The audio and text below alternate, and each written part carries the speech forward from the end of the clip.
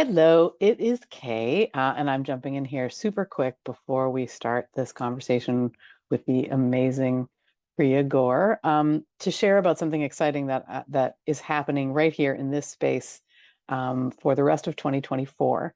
And that is we are going to be um, doing a read of a book together for any of you who would like to participate. The book is called The Relationship Handbook, A Simple Guide to Satisfying Relationships, and it's by George Pransky. And I'll put the link in the show notes. This book is available in all formats. I have loved it, and I found myself returning to it right now in audio. And as this is a podcast, and many of you are listening to it, you might enjoy it in audio, or you might love to read it. Like however you want to do that works for you. But I wanted to give you a head up so that before Tuesday, the 1st of October, which is when we will start this, you could get the book, you could start reading it if you wanted to. And what I'm going to be doing is doing just my own reading and reflections like we'll start on Tuesday the 1st, and then the first and third Tuesdays of October, November, and December, we will be exploring this book and so we'll be reading some chapters and then talking about them and then reading some chapters and then talking about them. And I just want to give you a heads up so you could purchase the book if you do not have it already. I've never done anything like this on We Turned Out Okay or Practical Intuition with Kay. So We Turned Out Okay is what the show used to be called. And I'm excited because I just think it's going to be a lot of fun. This is a book that has been, first of all, it's totally tuned into my human dynamic roots, my human relations roots. And second of all, it's quite a helpful book. In navigating our wonderful and sometimes challenging relationships. And so how do we make it be more wonderful and less challenging? This is something that I found really helpful, and I'm excited to bring our attention to it on the show. So grab the book. If you know anyone who you think might be interested in participating or reading along with us, let them know. Just share about this, right? And I'm excited for all that is to come. All right, on to my wonderful conversation with Priya. Thank you for listening.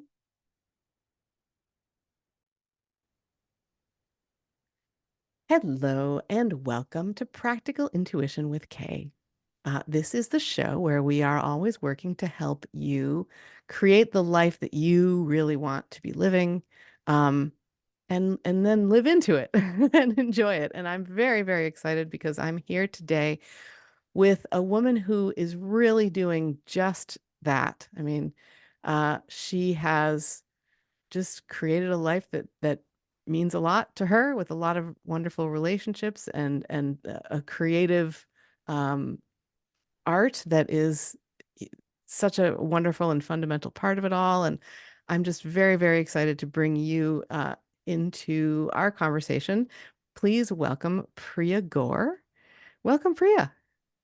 Hi, Kay. Thank you so much for this opportunity. It's wonderful Yeah, to see you and talk to you. it is great to meet you. It's really great to have you on the show. And I think before we even get started, I think it's really worth celebrating that we know each other. We met through a mutual friend named Monique Giroux, who she's become a really good friend of mine over the last couple of years. And witnessing her traveling, she traveled she's actually been on the show. So just a few episodes ago, she was that show is I think it might be called something like Being the Lighthouse, because that's kind of how she sees her identity now, as like someone who can shine a light and help people that way. Yeah. Uh, so I've never met her in person. I've only known her virtually. Oh, Yeah. wow. So Priya, Okay. how do you know Monique, and where did you meet her? So when she was recording the your podcast, she was upstairs. She was one floor, staying one floor up to me. So we Wow. were in this beautiful place in Ubud, Bali. So Ah, I was traveling. We were traveling, me, my husband, and my daughter.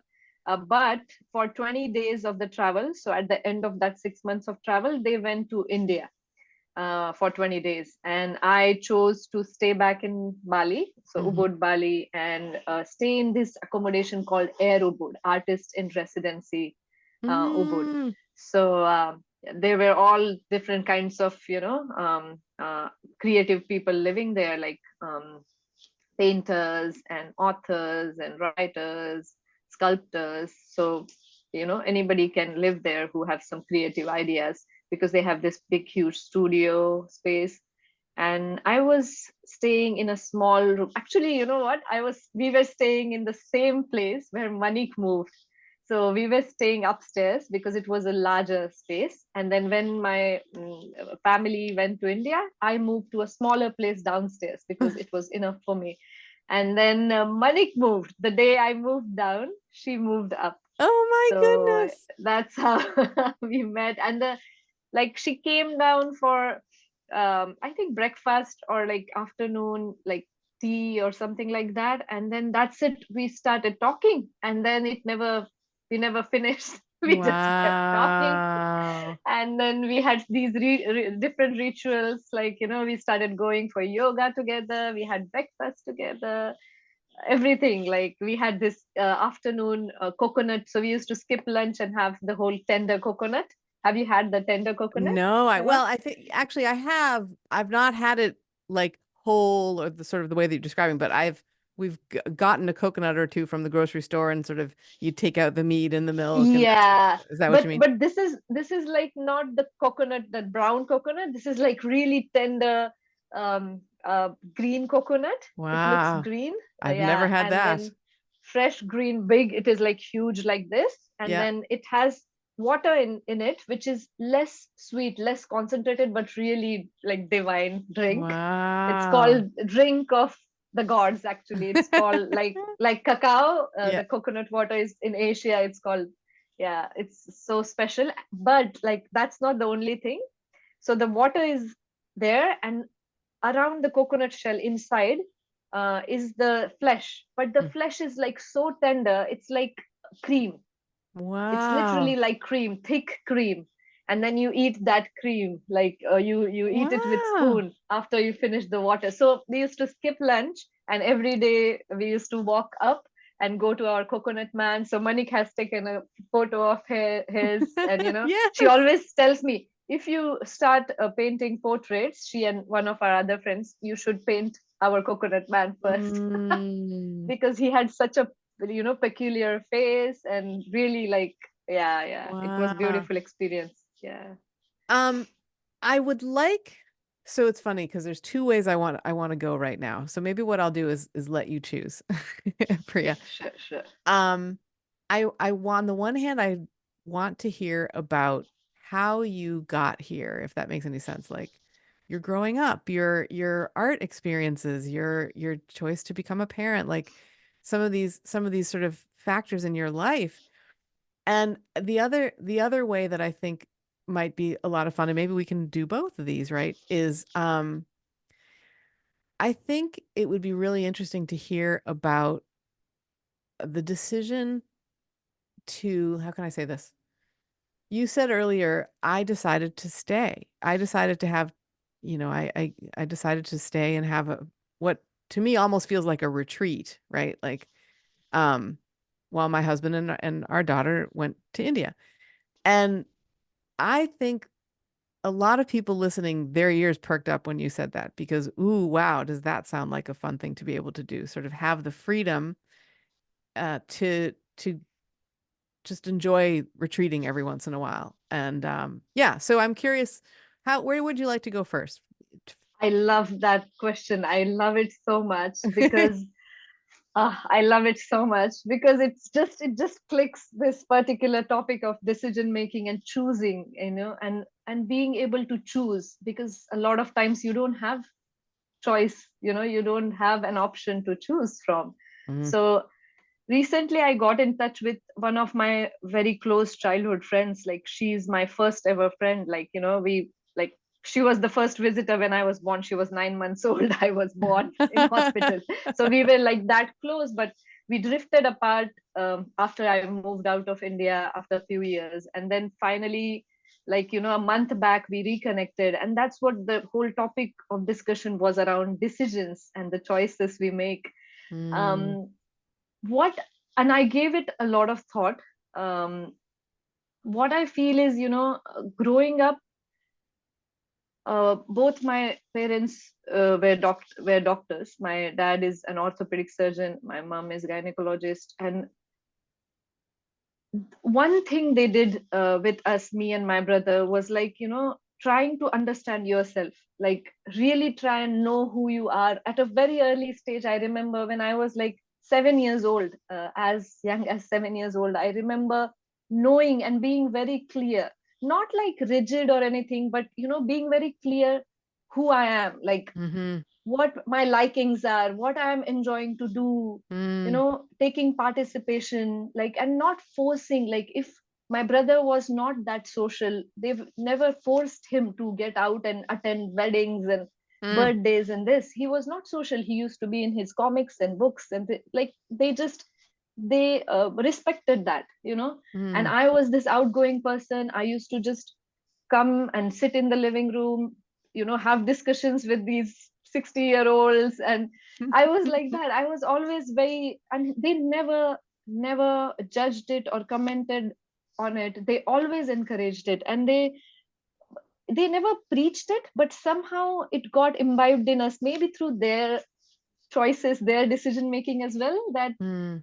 most of, like, I think all of their choices were influenced by what is coming from within and not what society was dictating. Because in India, societal pressure and familiar pressure is everything. Like, Mm. people are driven by just that. They have their own mind, but they don't use it. They are not allowed to use it. It's so clear. Like, you will when you go to India, you will feel it. It's so tangible that Yeah. people, and especially women, it's, especially with girl child, it's the case. And I remember, anything I'm doing, I was like, okay, going here, going there, attending this, just taking a drawing book and doing my drawing instead of, doing something else. I was like very clear somehow. I don't know. I don't want to say that I'm this kind of a monk or something, but I think it's the parenting more than how I was born. I think it's the way my mom made decisions for traveling. My dad never used to travel. He used to hate traveling in a Mm-hmm. way. And my mom loved traveling, and she used to take that call. She used to give up a lot of other stuff, like especially during Indian festivals and all. She used to choose to travel instead of celebrating festivals. So Mm. I think seeing that since childhood, that what you like, who you are, and sometimes you have to play along because as a family you have to do things together, but a lot of times you have to protect, I think, yourself and your, um, like, what is going to make you feel good, and what is Yeah. going to, and it's, I don't think it's being selfish. I think that is what makes you more giving, like, Wow. Yeah. just, yeah, doing things what you feel like or what you are intuitively inclined to do, so I don't know. So that's what, like, even when I did my engineering, both my parents were doctors. I was very clear, I love maths and I don't like hospitals. So Mm. I just, it was just like, for me, it was never gray. It was never, I don't have confusions a lot of times. Like with small, I think small decisions, I have confusions, very tiny decisions, where to eat, what to eat, kind of thing. But with major life decisions, I'm so clear that, Yeah. it's black and white. No, I can't handle this, but I love this. So what is there is no discussion, I'm yeah. fascinated with this, and you say this so beautifully. Like, I think the kind of reflection on what a society will dictate, or what those sort of norms and expectations are, and then to have, because I work with a lot of people who are, I think, caught up in the challenge for them is, especially women. I mean, men feel this too, and I don't want to disparage that. Um, but it comes up for me that this is something that a lot of women do not give themselves permission to do the sort of exploration and to even allow themselves to feel what you are saying is so clear inside of you, right? Uh, and it's like when you talk about how you had these wonderful role models who just perfectly, I mean, it sounds like from what you're saying, quite cheerfully bucked the system and just said, no, actually, this is what I want. I don't want that. And I think it makes me really curious about how they were raised, right? Like, 'cause I think a lot of the times the society sort of creates these norms and expectations through the parents, like you, right? Absolutely, And so yeah, absolutely. so Yeah, yeah. Like see, the thing is, like, it was not always like, it was not all flowery and yeah, everything, because I saw my mom in a way paying for her decisions, right? I saw her, because in Indian society they will criticize constantly, they mm, will judge you constantly. Like, there was always this thing that, she doesn't do this worshipping every morning to the god, like all the rituals, prayers you do. She never had time to do that. Like, she mm, was very busy woman, and yeah, for her, her priority was her patients, people, her staff, and then her family and kids. yeah, It was just these three things she was completely engulfed into. And she had to face a lot of backlash, like, from wow, everybody, literally everybody, but still she was a happy person. Like, whatever because she knew she did what she believed in, or yeah, what she wanted to do. So she was in a way very powerful, even though she was taking a lot of backlash. She was not responding. Throughout her life she went through that, right? But she never ever compromised with her. She was wow, calm, sweet, smiling, but whatever she wanted to do, she did it. Whatever I think, as an individual, when we come on this planet, I think that's the only thing we can do. Like, be ourselves and try and make our decisions. Because yeah, if we just keep on getting influenced, I think there is no individuality as such, right? It's like factory production happening because of the societal pressures, furnace, yeah, yeah, yeah. uh, and this is something that's we've kind of glanced at a little bit, but I love what you when you talk about the place to support from, it feels like for you is to be already in a good place inside. And like Absolutely. you saw your mom do that. You saw her receive criticism and just sort of say, well, thank you for the information. I'm not sure how she would have, right? Like, but to be able to sort of let all that go and still maintain her focus so that she could be happy. And then she could support her patients and she could be with you and you're in her family in a way that really, really mattered, right? And you got to be the Absolutely. receiver of that. Oh my gosh, I feel the luckiest person in this world. Yeah, seriously, to be born, to have my mother as my Yeah. mother. It's unbelievable. Like, sometimes I don't even believe it. Like, oh um, yeah, how did that happen? Yeah. and I think this is interesting too. We had when we were talking before, and I was asking, what would you like to talk about today? I was kind of curious about that. And one of the things that you shared was how much you love your mom, first of all, and how special she is. And that's just coming through. I mean, that's so tangible. And that your mom passed away, right? When you said your daughter was 5 months old. Yeah. And your Yeah. daughter is almost 4. Is that right? Yeah, she's almost 4, and Yeah. it was COVID, so my ma never met her. Oh, yeah. Yeah. Yeah, that's right. Um, I guess I'm curious, what would you if I open the floor for you, what would you like to share about your mom? Oh, like, it's yeah, it's like the whole world, like, right? Like, I saw the whole world through her. Like, growing up, everything was through her, right?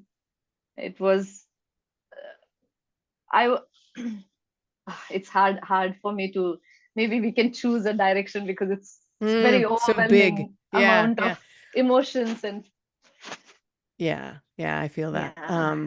And I appreciate you wanting to even bring her in, right? Bring her into the Yeah. conversation. So, hmm, hmm. What did you, I mean, we've talked a little bit about, it feels like she was such a good role model for you. You know what I mean? And um, maybe that's a good direction to kind of go in a little bit Yeah. more. Yeah, it's the small things, she believed in, she used to do, like with her busy schedule. She used to like make sure, that even though she didn't pray to the god or things like that, she was extreme. Her memory was eidetic. She had an eidetic memory, so she used to remember a lot of shlokas and mantras and prayers in her head, Mm-hmm. like growing up, like whatever she had heard.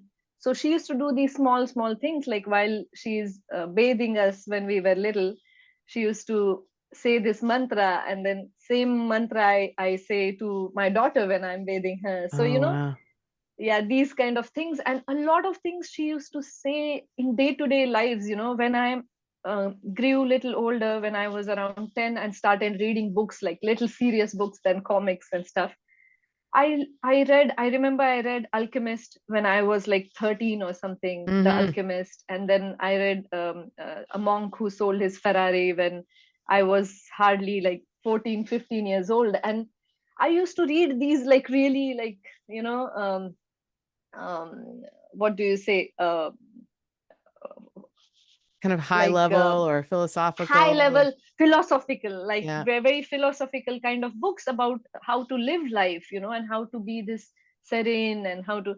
And I literally, whenever I used to be like, oh, this is my ma, this is my ma, like every chapter, every principle, whatever they are sharing. And she was not a big reader, so Yeah. she just had it in her, and she just observed it growing up, and the life situations and everything, I think, made her like that. So it was like I used to get shocked that, how can I'm reading these highly philosophical things, and at the same time these books talk about, experiencing and calming and this and that. And when I read Ayn Rand for the first time, when I read Atlas Shrugged or Fountainhead for the first time, I felt the same thing again, that because she was, at the same time, she was this ambitious person, she was this go-getter, never, Mm, negative about anything, very beautiful leadership qualities, everything, right? It was like, wow. yeah. So I just, that's what I was telling you. Okay, I don't believe that she's like, I had her as mother, and that is one of the very major factor that, I could live with this grief. Like, the grief never goes away, right? The sorrow never goes away, it's never going to go away. But the only reason I can live with it is because I have this gratitude. I'm so Mm, grateful, like so grateful every moment of my life. Like, even the artistic gene what I have, even the way my hand moves, I'm so grateful when I paint. With mm-hmm. everything, the kind of life I have had because of her. And Yeah. even if she's not there, I'm so grateful that she was Yeah. part of majority of my life. And it's so special. It's so she Yeah. made it so special to fuel rest of our life. Like, I think even another 5 or 7 lives we can live with just those, like, such a warmth and so much of gratitude, I feel Wow. like. What a It's beautiful, incredible. thank you. I mean, what a beautiful attitude. Like, it feels like you're able to sort of understand that, like, yes, I miss her. And yes, this isn't, you know, that's okay, right? Like, that's a part of life. And to be so inspired and so grateful for her and the influence that she's had. And I love too when you talk about you now are doing things with your daughter that she did with you. It's just it just happens. There is no, you don't think about these things, like, when you're cooking, you're dancing or singing. That's Yep. what she used to do whenever she used to cook dinner. She used to come up around 9:30, 10 p.m. Can you imagine the way Indian families function? Because that's how her OPD was, outdoor patient. Yeah. She used to end at that time, and she used to come around 9:30, and then she used to start cooking and then cleaning, and then she used to go to bed around 12 or something like that, or 1, and then she used to wake up sometimes at 3 because there is emergency, Yeah. delivery patient or something has come. Yeah. It used to be Wow. unbelievable. Yeah. So yeah, just doing small things like, when I dance, I sing. My daughter also dances and sings. Yeah. I think it's like, I think you can't teach your kids anything by saying, or by, yeah, you can't do pretty much anything at all. But we read this book, Brain Rules for Babies. I think everybody should read just that one book, if not anything else, Brain because I think rules for babies? brain rules for babies. Brain rules, yeah, Brain for rule. babies. Rules. RULES? Brain rules. Okay, cool. Yes, brain Brain rules rules for for babies. babies. Amazing. Yeah. So it's there are just 5 rules they have discussed. So maybe I can discuss briefly, but I think that really helped us, because there was no, we didn't have much of a guidance, so that really Mm, helped us. And one of the most important things in that, there was like, one of the things was the exposure to screens and TV, things like that, like technical things.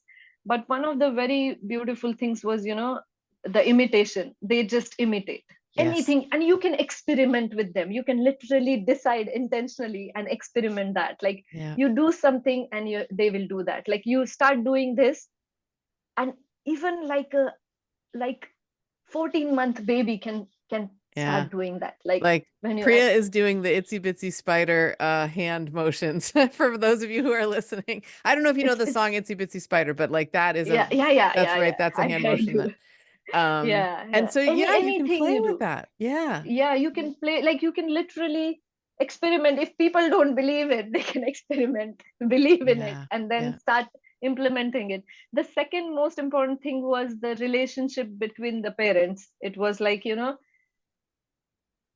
because what the book said is, most of the parents, they fight in front of the kids, very Mm, aggressively, and then they just go in their room later, and then they, they fix everything, and then they say sorry to each other and things like, and they don't do it necessarily in front of the kids. And mm, then the book talked about fighting is okay, it's acceptable, everybody fights, it's like, it's a part of normal life. thing in a Yeah. relationship, it's life.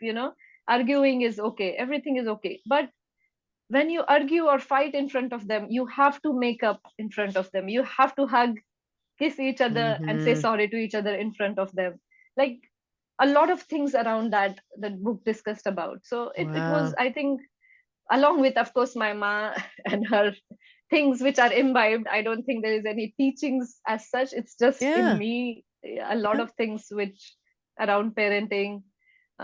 Yeah, I'm not even like 1% of what she was, but still, it's like, whatever comes from within, you Y- try You're your best. reminding me so much of well, first of all, what came to mind when you were talking about experimenting and playing with kind of imitation, right? How kids learn. When so my undergrad is in human development, specifically child with a focus in child development. Yeah.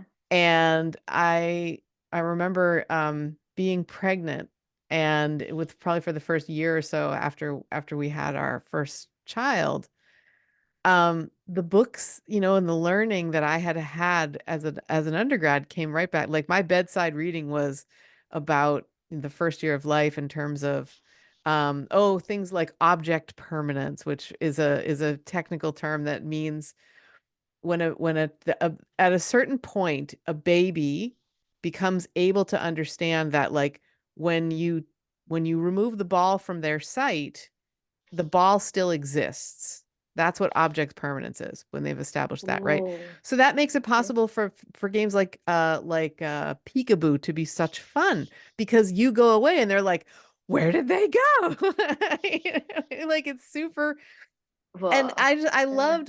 loved having this knowledge of, like, and then being able to watch my child do these things, right? Like first Yeah. smiles and I have this one really great memory of, he was so little. I mean, I think he was not holding his head up yet. Like he was leaning on my legs, right? So his sort of head is up near my knees and his body is Oh, yeah. kind of coming down onto my lap basically, and I was kind of lying back.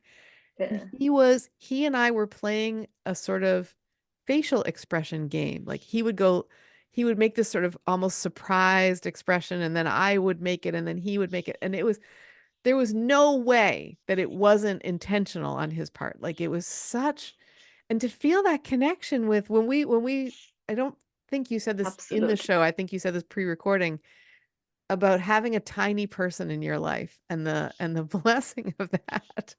And I'm a kids person and Hmm. a baby person, but I never had this, thing where I felt like I want my own child. Like I don't know Yeah. why, but I never had that thing.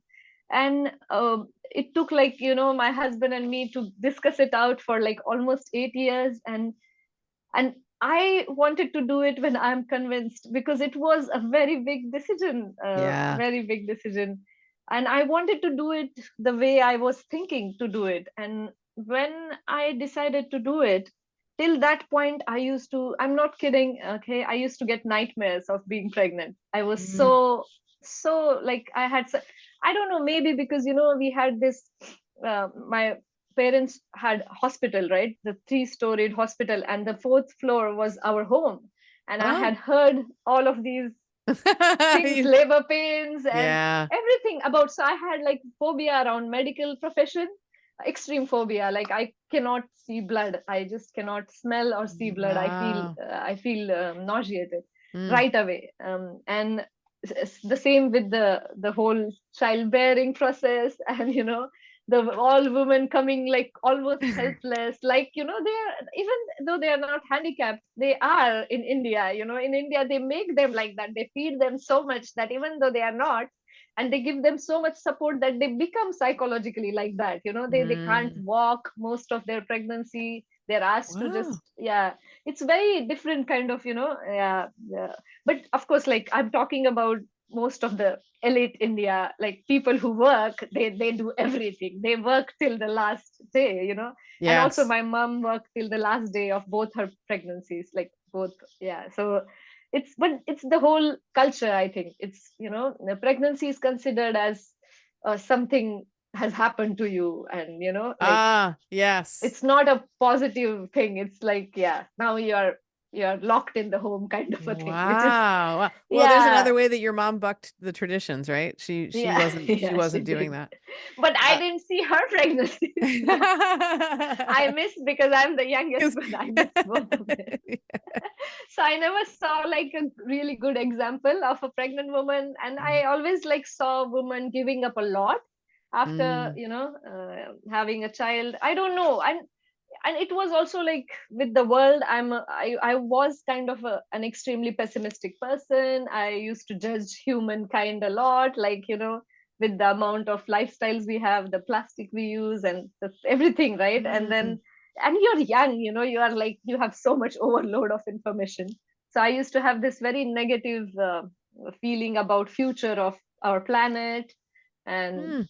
yeah, everything around it. And I used to be like, it's overpopulated, why you need to bring one more thing. So a lot of things were together, and then I was so firm that no, this is not something I want to do. And we never discussed it, me and my husband. We knew each other 8 years before getting married, and we never discussed children. So we just had to work it out. But the amazing part here is, the day I got pregnant, I knew I'm pregnant.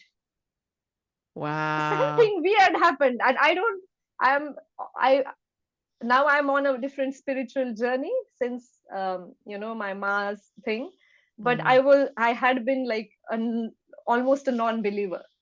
Like I never believed in God growing up, or like, even till now I have a lot of, questions, and I'm still exploring a lot of um, things around it. But the day I got pregnant, I felt different.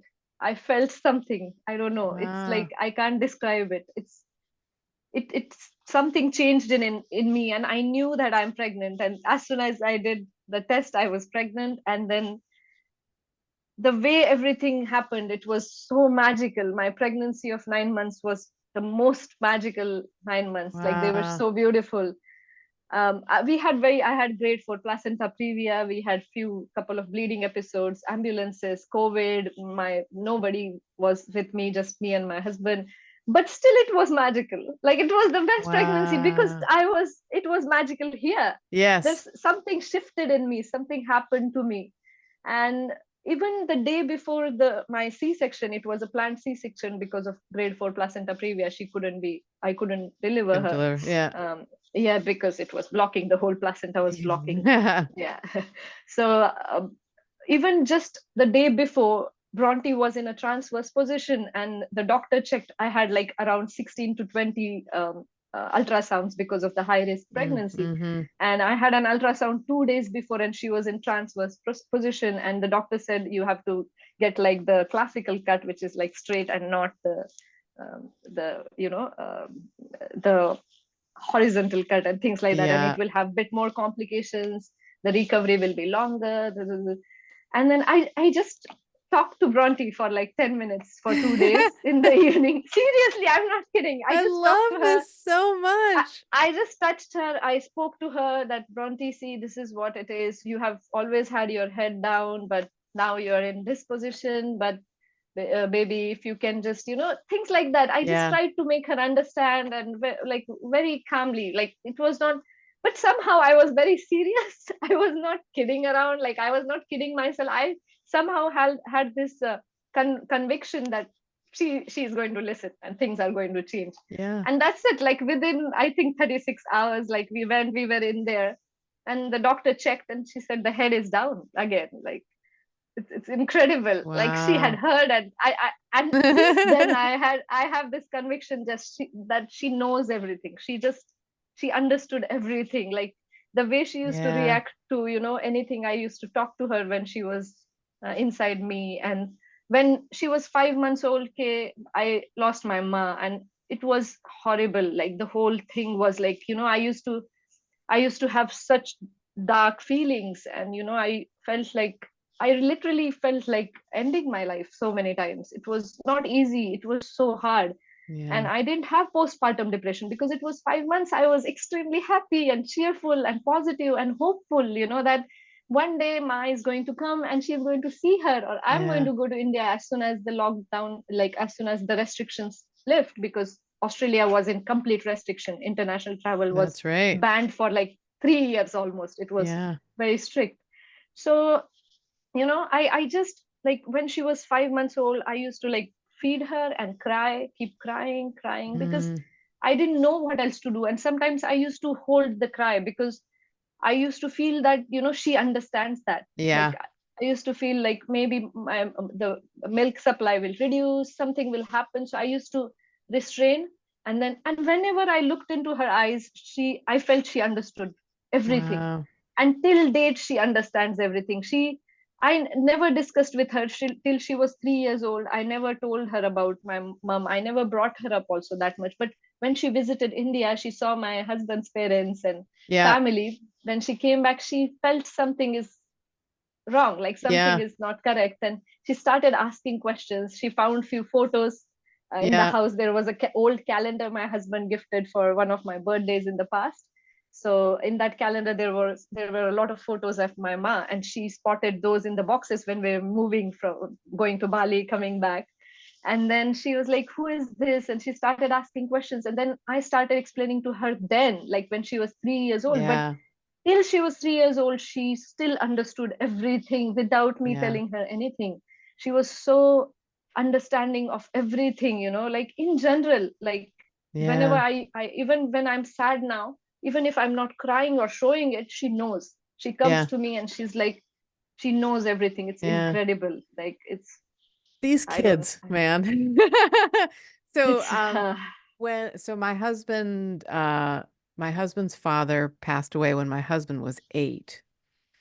And that's just been a fact of life, right? Like for all of his life. And when our kids were very young, trying to remember, I think this was each of them, but I remember very specifically one of them saying, you know, about 3 or 4, sort of having had the experience of all the other grandparents, right? And one day they said, "Where's Grandpa Culp?" And it was so interesting because we know Grandma Culp, right? We see her all the time. Where's Grandpa Culp? And just that intuition, that knowing that a child has, you know what I mean? And that we could tell some stories about Grandpa Culp too, and when the kids could hear and learn about this person who, you know, who was so essential in my husband's life, and that was amazing. And the other thing that what you're speaking to makes me think of is when our kids were young, they were so um and they still are. I think what's lovely is like I'm excited. I hope we keep talking, you and I, because I feel like it's going to be such fun to sort of watch her growth, or in your relationships kind of growth, just to be able to see and witness. That's such fun. Our kids are both pretty philosophical, pretty heart-centered. One is in sound recording and the other one is a paramedic. So like they have these very um I mean, in part technical, but also there's a real art to what they both do, right? And I remember one of them saying, just barely when he could talk, he asked me, Mom, where was I before I was born? And I said, well, you were in my belly. And he said, well, where was I before that?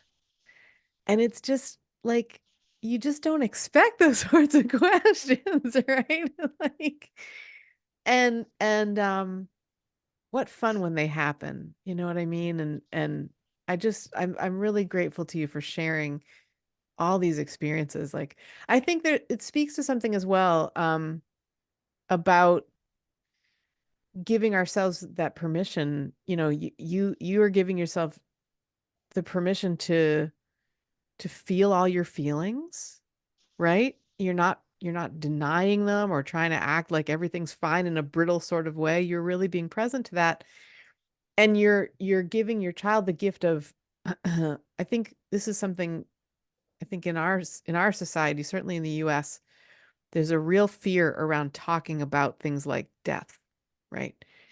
And not wanting to give our kids something that burdens them, or whatever.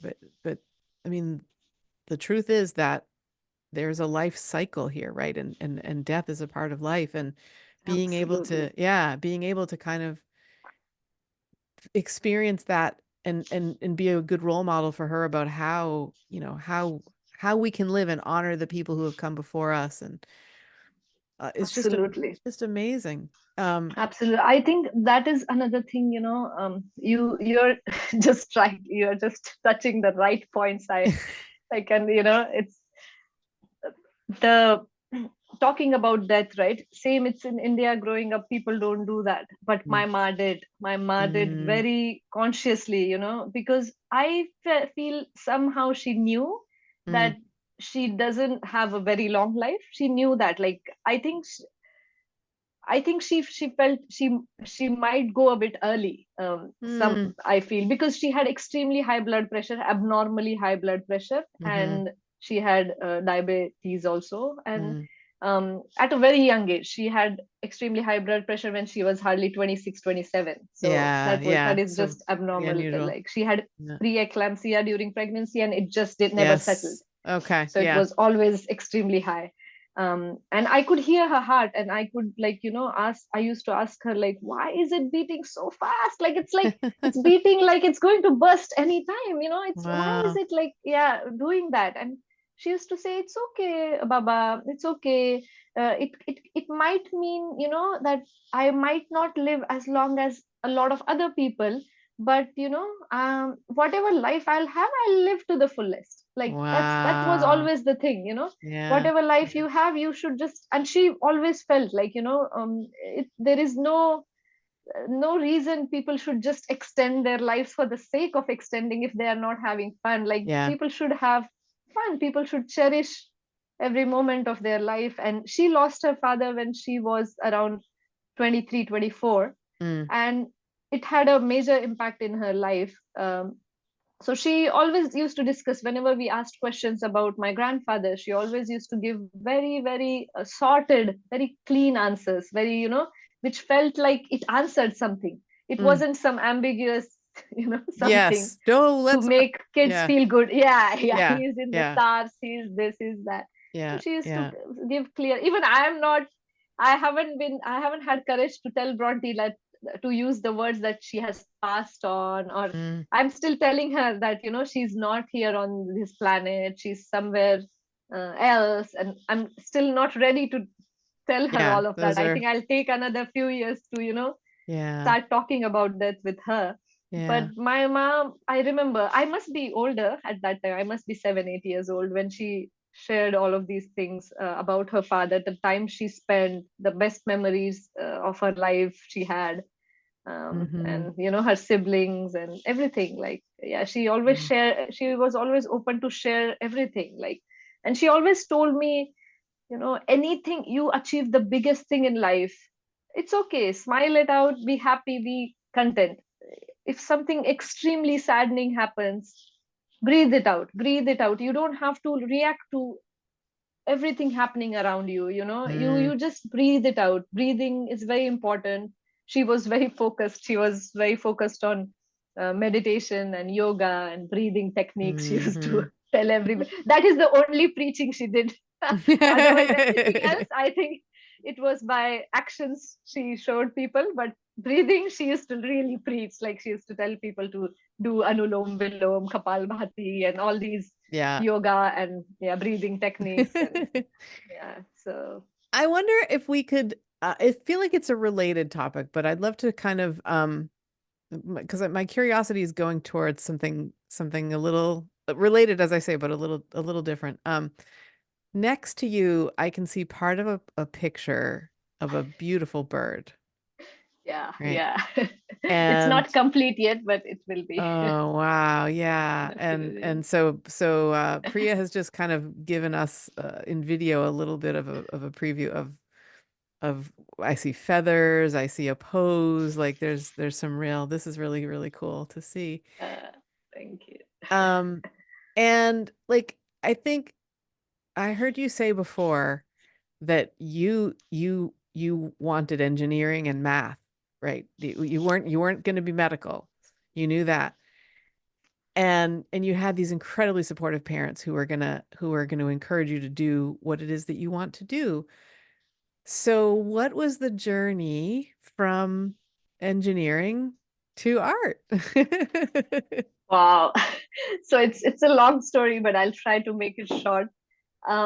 My father didn't want me to become an engineer because in our family of 20 cousins, we were 5 sisters, and I'm the youngest sister. So 4 of the sisters are MBBS doctors with MDs and things Wow. like that. Okay. Yeah.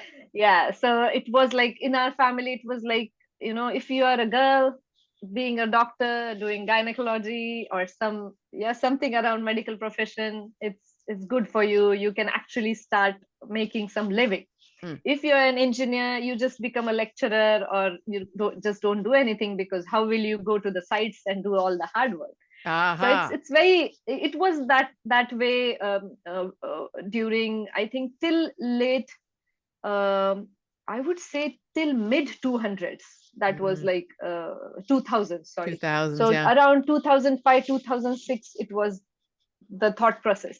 What happened is, around that time, the IT boom happened in India, because all Mm. of the American companies were outsourcing a lot of their, coding and a lot of telecom stuff, a lot of things, all technological stuff they were outsourcing to India mostly. Mm. So boom happened, and people started getting jobs. Women started getting jobs in engineering. So it was not just civil engineering or chemical engineering, where you have to go on site or on plants and workshops and things like that. So but they were not aware of that. It was still not, it hadn't picked up. My so it was a big story. I had to rebel against a lot of people in my family. There are 70 people in my joint family, and Wow. everybody has a role to play in the decision making. Wow. So just my my mom, my grandmom, and one of my uncles, and my mom's brother also, and my dad's oldest brother, they supported me really Hmm. strongly. They were there, standing there, and so I could pursue my engineering. So I had to fight to become an engineer in a way. Wow. I was good at maths. I was good at problem solving and analytical, thinking and things like that. But um, Whoa. Okay. I Something's just re- happened. Okay. There we go. yeah, I it was just, I think, my headphones, maybe. Yeah. But that's fine. We can switch to the normal mm, Yeah, you're back, uh, so we're voice. good. Yeah. Yeah. So the so basically, I enjoyed my engineering thoroughly. Like, I loved it. The college was so beautiful. It was the most amazing campus, and friends I made for life. Like, Yeah. we still are friends. We just visited them in 2022 in US. Most of them are in the US, so we Mhm. visit them in India whenever we go. So it's just amazing. Like, engineering, I had a blast for those 4 years. Uh, and the surprising part was, in my third year, I didn't like, so it's 4 years engineering, and I Yeah. got my job in my third year, so I was Oh, already placed on campus. So everybody was happy and everything went well. And then my father asked me to pursue PG, post graduation. So I started, preparing for GRE, TOEFL, all the competitive exams. And then I went to the US. So I worked for 6 months in India till I got admitted, and then I went to US and did my master's in electrical engineering. I worked really hard there, and then I got a job in Alcatel-Lucent.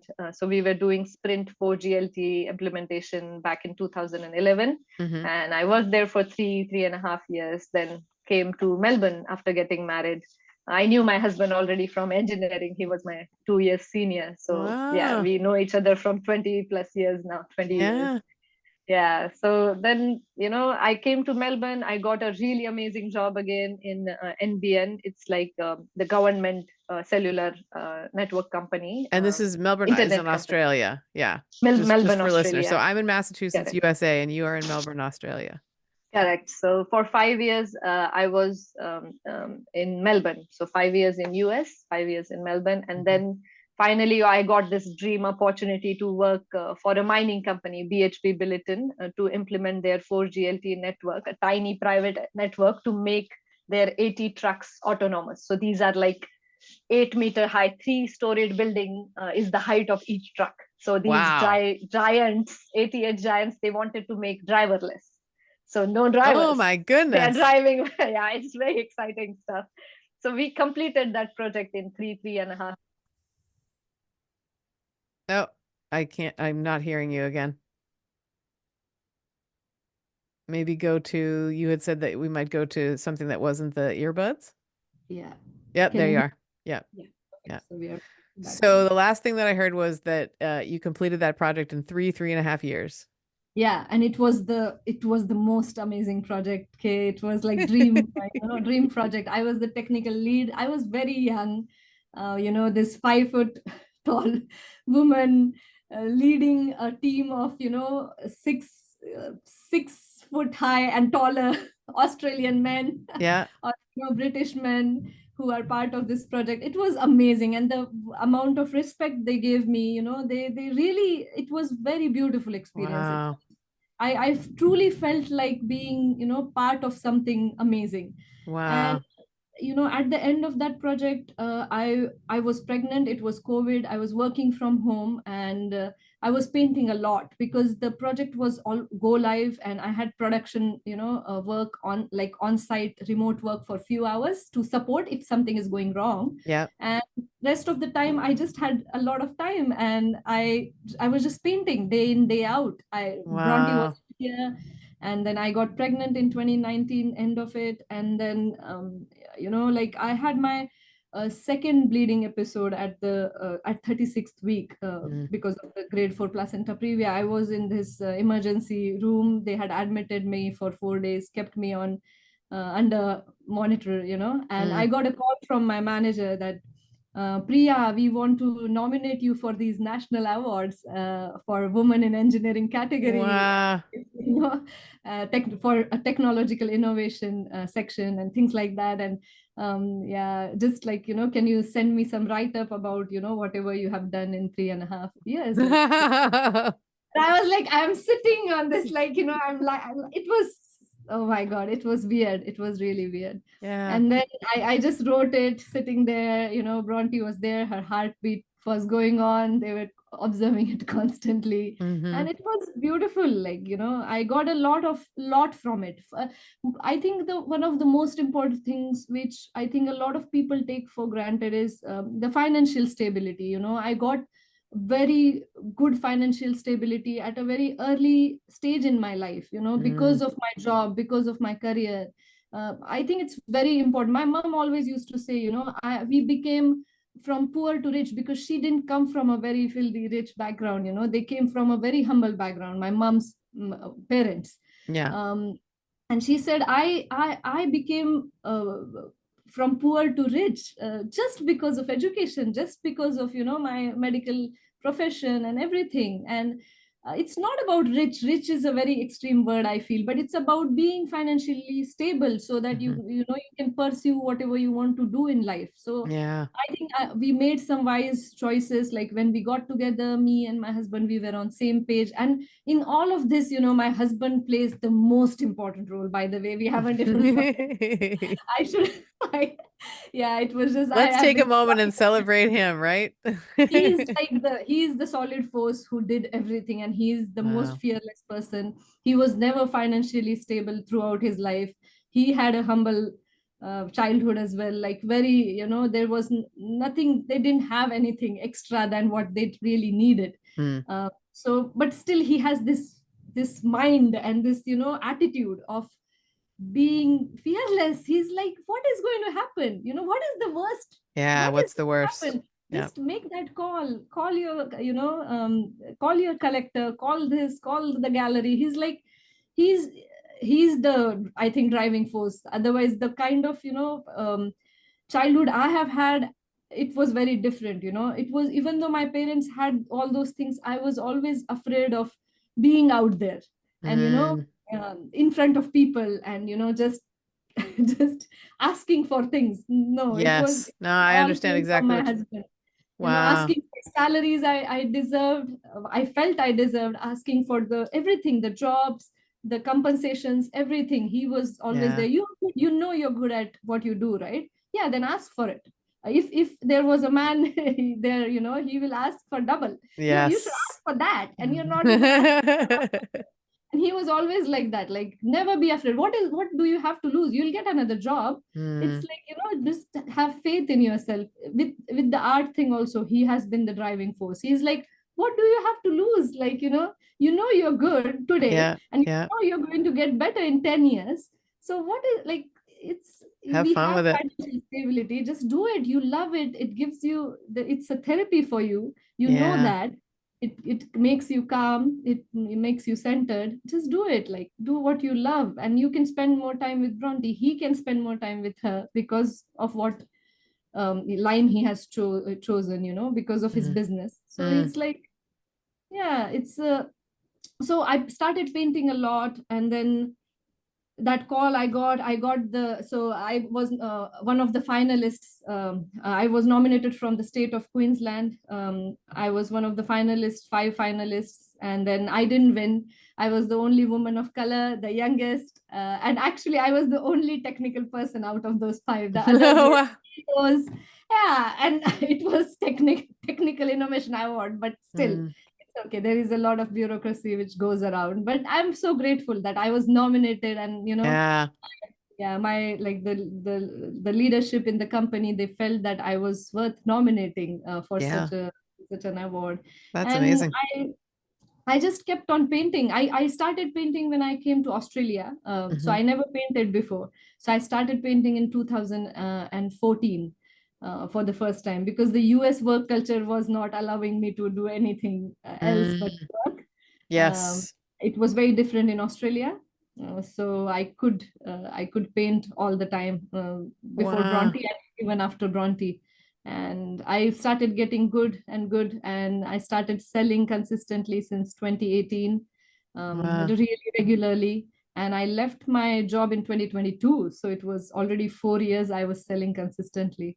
Yeah. So Well, I yeah. love that. I mean, as we're wrapping up, I think it's really I think I've enjoyed everything about our conversation. One of the things I've enjoyed the most is there's a spirit in you that shines through whatever you're doing, right? Like there's something deep inside of you that is there as a mom, as an artist, as an employee, as a business owner, as a friend, as a partner, like as a daughter, all of these it's like this beautiful center that everything else sort of radiates from. And I really want to celebrate this. I mean, I think the other thing that comes up for me is it's lovely to hear about someone intentionally creating their life. Like, yes, things have been scary. Yes, there's been really hard things.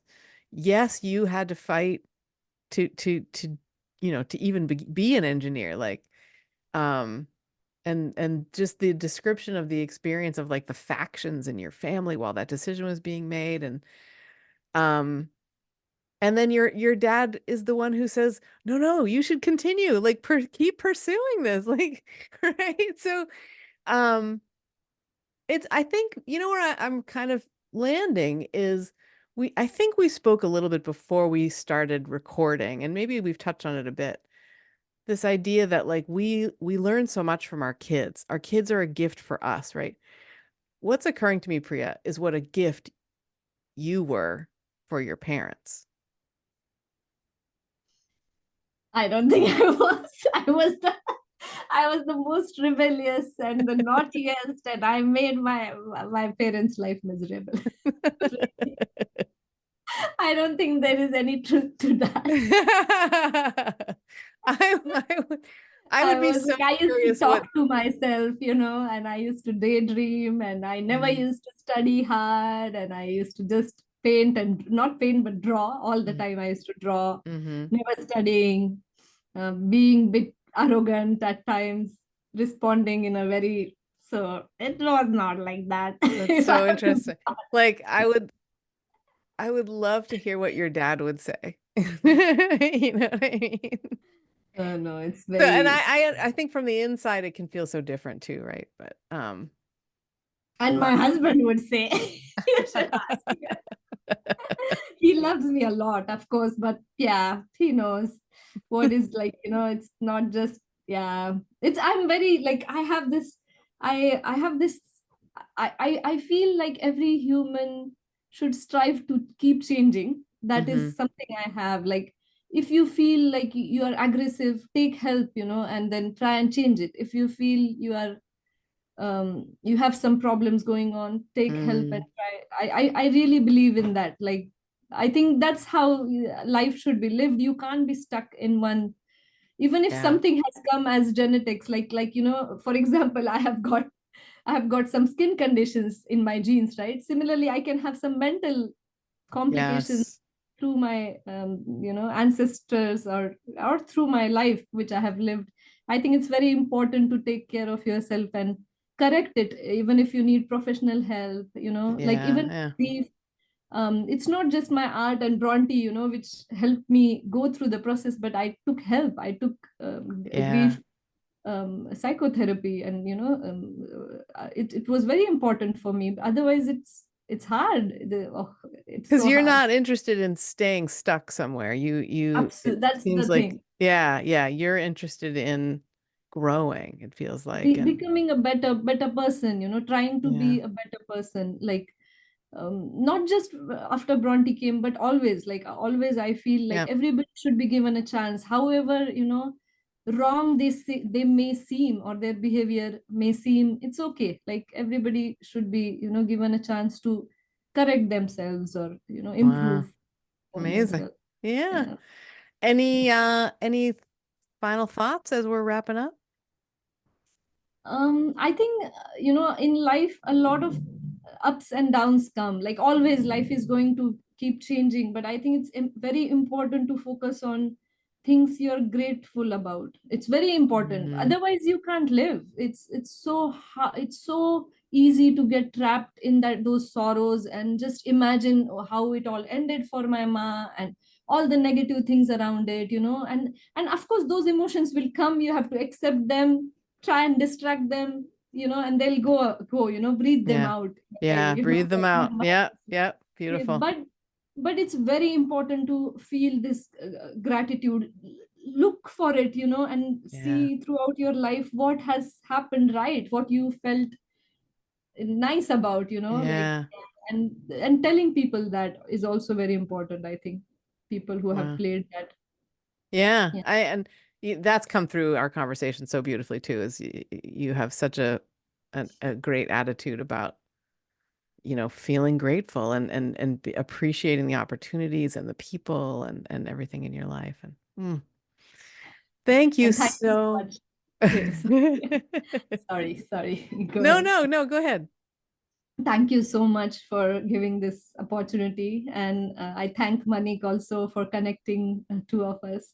And it's beautiful, just listening to your voice, and it's so calming and so nice, and you just direct the person in such a perfect direction to keep the conversation flowing. It's so amazing. Wow, well, thank you very much. I feel that is a lovely thing to say. I think as a host, what I really enjoy is a conversation that flows in a way that that feels good. So to hear that reflected back is really lovely. So thank you very much.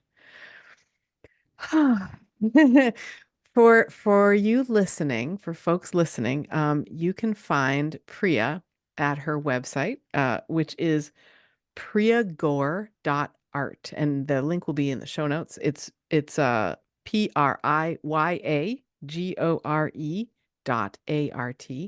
and the links, as I say, will be in the show notes. And um, there are some beautiful paintings there. It's really interesting because we didn't tap into that. Like, we didn't talk at all about the kind of art that you create, or the things that, the Priya has had really wonderful successes, I think, in the both the growth of your art, right? And also in the world. I mean, like, you support your family now with your art. It's just amazing. And I think just shows, if you believe that anything is possible, you can do anything. And that comes through too. So yeah, so you can find Priya at her website. I like to wrap up every show with some gratitude for the man who is not just our producer. He is the person who taught me a lot about audio. He's also the person who is my life partner, and he is the 27-time winner of the Husband of the Year award, Benjamin Culp. uh, and I'm so grateful for him in my life. And I'm grateful to you all for being here with us today. Thank you again, Priya, for coming on the show. It was great to have you. And everyone, we'll see you next time.